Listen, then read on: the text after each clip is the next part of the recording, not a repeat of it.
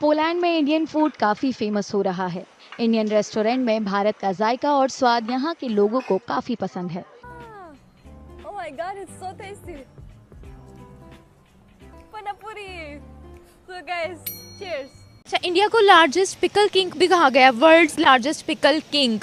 Cucumber का जो अचार है वो बहुत ज़्यादा उसका एक्सपोर्ट होता है, एग्रीकल्चर में इतना ज़्यादा आगे बढ़े। आपको क्या लगता है, क्या हम लोग कम्पीट कर पाएंगे उनसे? There is a very tasty food. Indian food is with a lot of spices. Every item is a different taste, and they love it. Mango lassi, they love butter chicken. They love it. Is a little sweeter butter chicken. Indian cuisine is remarkably popular in Poland, with various Indian restaurants catering to the growing demand for the rich and colorful flavors of India.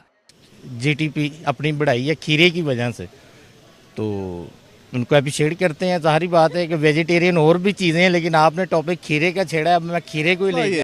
Polish diners visiting these eateries say that the dishes remind them of their travels to India.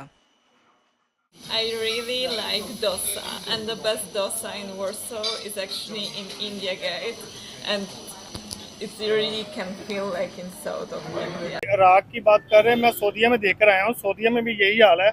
यहाँ पे सिंध के लोग जितने भी है ना, सिंध के, और ये जितने भी ये गाँव से बिलोंग रखते हैं, ये लोग जाते हैं वहाँ पे जाकर ये भीख मांगते हैं। हम लोगों का जो है, हम लोगों के जो है पैसे नहीं है, सारे भीख से हम लोग चल रहे हैं। भीख से तो हम लोग तरक्की नहीं कर सकते हैं। मतलब कि हम लोग हार्ड वर्क नहीं कर रहे। हाँ, एक्सपोर्ट हम लोगों का नहीं है बिल्कुल। अभी हम लोग मुश्किल से तकरीबन 30 अरब डॉलर पे पहुँच रहे हैं, तकरीबन 28 अरब डॉलर सालाना। तो इस वजह से जो है हम लोग भीख मांगेंगे, इसी तरह हम लोग जलील होएंगे, हम लोग तरक्की नहीं कर सकते। हम सारे सोए हुए हैं। So they love Indian food basically, and they love Indian people also. Indian people are so friendly, so they love Indian culture. Well, this is an Indian restaurant, Curry King.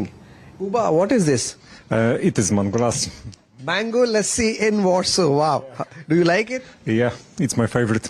This is अल्लाह ने मुझे मुस्लिम पैदा किया, ये मेरे लिए बहुत बड़ी बात है। लेकिन मैं आज दिल से कह रहा हूँ कि जैसा इंडिया है ना, हम 2 दफा पैदा होकर भी वैसे नहीं होते। मैं भी भिखारी हूँ, हमारे वजीर आजम भिखारी बैठा हुआ है। वो तो खुद कहते हैं beggars can't be choosers।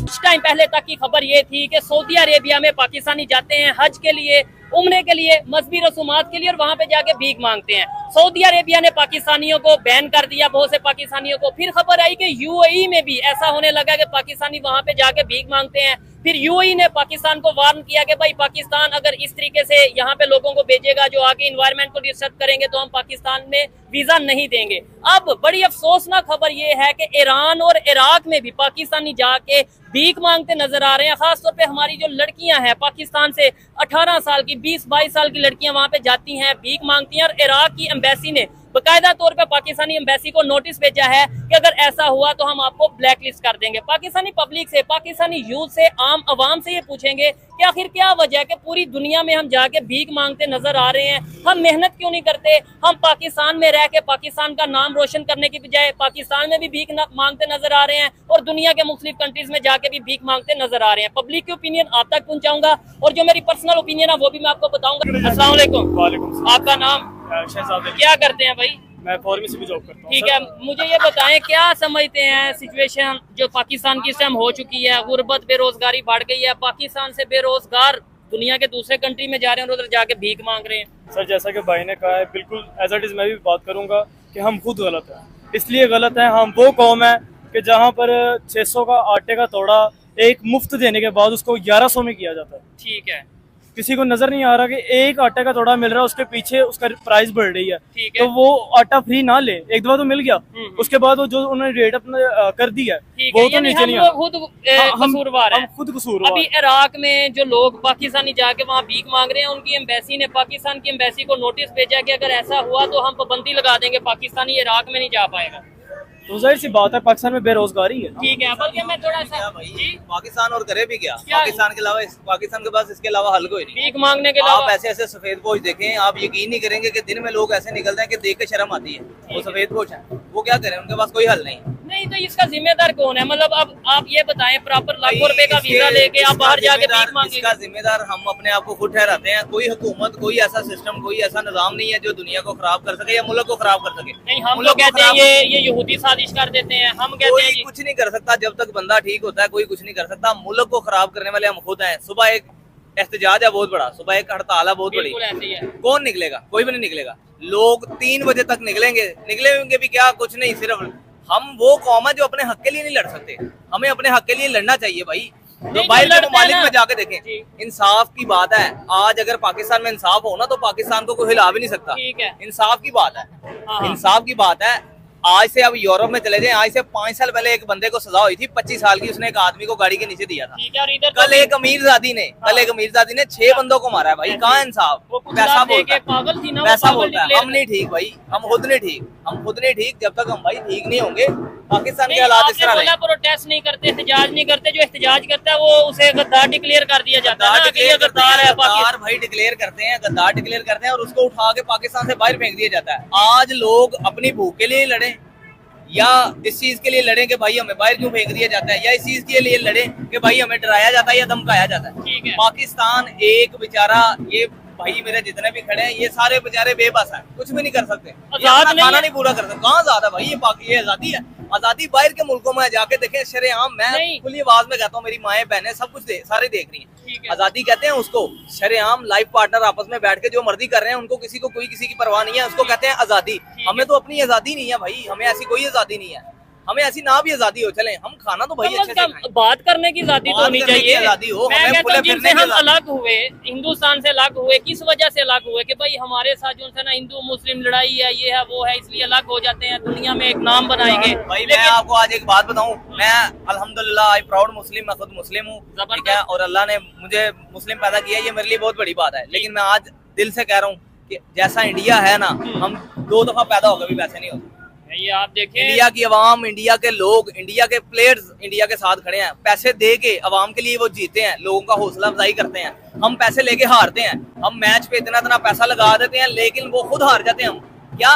क्योंकि उनको अपनी आवाम की फिक्र नहीं है, उनको पैसों की फिक्र है, पैसा मिलना चाहिए। पाकिस्तान नहीं, आपने जो बात की है कि हम 2 दफा पैदा होके भी इंडिया जैसे नहीं बन सकते, ये क्या? भाई आज मैं बात जो कर रहा हूँ ना, ये बहुत अच्छी बात है। हमसे कहीं नीचे था इंडिया, आज हमसे कहीं ऊपर है इंडिया। ठीक है, हर बात में इंडिया ऊपर है। इंडिया में मैं कहता हूँ चोटी का फनकार पैदा होता है, ठीक है। यहाँ पे फनकारों की कदर नहीं है, ठीक है। वहाँ पे सड़कों से उठा के फनकारों को स्टेज पे बिठा दिया जाता है, यहाँ से स्टेज से उतार के सड़कों पे बिठा दिया जाता है। IT के डिपार्टमेंट देख ले, एजुकेशन की बात कर ले, उनकी इकोनॉमी देख ले, और मैंने नोट किया उनमें यूनिटी है। हमारे भाई हमें कुछ भी नहीं है, हमें इक्का नहीं है भाई। यहाँ पे आज एक झगड़ा हो जाएगा ना, एक लड़ाई चौक में हो जाएगी, बजाय लोग छुड़वाने के चस्के लेंगे, मजे लेंगे, ठीक है। कोई किसी का नहीं है इस टाइम, सबको अपनी मारा मारी है। मैं एलान भाई सब कैमरे के सामने खुद कह रहा हूँ कि भाई जिससे निकला जाता ना पाकिस्तान से, निकल जाओ, भाग जाओ यहाँ से, छोड़ दो। यहाँ पे मौका मिला चल जाएंगे। मैं चला जाऊंगा, मैं अभी चला जाऊंगा। बल्कि मैंने अल्हम्दुलिल्लाह इटली का अप्लाई भी किया हुआ है, मेरा जैसे ही वीजा लगा मैंने निकल जाना है। मैं सबको कह रहा हूँ भाई निकल जाओ जहाँ जहाँ दिल करता है। आज पाकिस्तान से प्यार नहीं करते? मैं अल्हम्दुलिल्लाह पाकिस्तान से प्यार करता हूँ, लेकिन जो हालात है पाकिस्तान के, जब ठीक हो जाएगा हर बंदा वापिस आ जाएगा। आपको पता है हर महीने में 10 लाख पाकिस्तानी बाहर जाता है, हर महीने, हर साल में 10 लाख, 10 से 15, 20 लाख एजुकेटेड। कहाँ गई हमारी सिस्टम? हम इतना पैसा लगा के यहाँ पे पढ़ते हैं, बाहर जाके उनको हम सहूलतें दे रहे हैं, सारा कुछ पढ़ा लिखा हमारा बंदा बाहर है। यहाँ पे क्या रह गया? मजदूर तबका सवेरे बाले चुके थे घर, तेरा हाथ बाले चुके थे बाहर। ये सारा सिस्टम है, ये रियलिटी है भाई। साढ़े को रह गए मजदूर, पढ़े लिखे चला गया बाहर। वो भी देखे ना, भीख मांगने वालों की तादाद पाकिस्तान में। अगर 1 मिनट कैमरामैन दिखाएं, थोड़ा सा आगे जाके भाई की बात देखें, भाई थोड़ा सा आगे जाके बेशक दिखा दें, ये भाई जज्बाती बात कर रहे हैं, लेकिन कहीं ना कहीं इसमें रियलिटी है। अभी आप देख ले, मैं ये नहीं कि उन्हें डिग्रेड करना चाहता हूँ, लेकिन सिर्फ एक रियलिटी दिखाना चाहता हूँ कि 1 2 3 4 5 और वो आगे तक वो से ऐसे लोग खड़े हैं, बैठे हैं, जो भीख मांग रहे हैं। और ये टाइम है, आप क्या समझते हैं कि किसी भी, आप इधर खड़े हो जाए 1 मिनट में, कितने भिखारी आपके पास आएंगे? भाई 50 पता नहीं गिनत आएंगे, गिनती नहीं है। उनमें कोई तो बेचारे सफेद पोश है, कह ही नहीं सकते यार, कुछ कह नहीं सकते। फिर वो आगे कहते हैं कि यार अल्लाह के नबी के नाम का कुछ दो, ना दो तो बंदा फिर अंदर अंदर मरता भी है। मांग भी मजहब के नाम पे रहे और देगा कौन भाई? ये भाई से बंदा 100 रुपए आगे मांग ले, ये भाई 100 नहीं देगा। क्यों नहीं देगा? कि उसको पीछे का भी फिक्र है यार। दिल में सोचेगा कि मुझे दे दो आप। ना देगा, वो सोचेगा यार मैं गुनहगार हो गया, पता नहीं मेरा रब मेरे तो नाराज ना हो। ये देगा तो पीछे सोचेगा यार मैं बचा। भाई इस तरह के हालात हुए पड़े हैं, मैं आपको बता नहीं सकता। हर बंदा, आपने एक बात की थी, देखें जो एक टेक्निकल बंदा मिलता है जो वाकई में पाकिस्तान के लिए दर्द रखता है, मुझे अच्छा लगता है उससे बात करके। आपने एक बात की कि इंडिया हमसे कई पीछे था, कई पीछे तो वैसे नहीं था, कहीं कुछ टाइम में कुछ थोड़ी सी करेंसी की उनकी थोड़ी की तरफ से चाहे पीछे था, जो भी था। आज भी सुन ले, मैं आपको बता देता हूँ, आपकी बात बहुत बढ़िया है। मैं आज भी देखें इंडिया के कई गाँव उठा के देख लें, ठीक है, जहाँ पे इतनी गरीबी नाचती है, लेकिन उनके वजीर आजम, उनके सदर उनके साथ खड़े होते हैं, उनके प्राइम मिनिस्टर उनके लिए स्कीम लॉन्च करते हैं।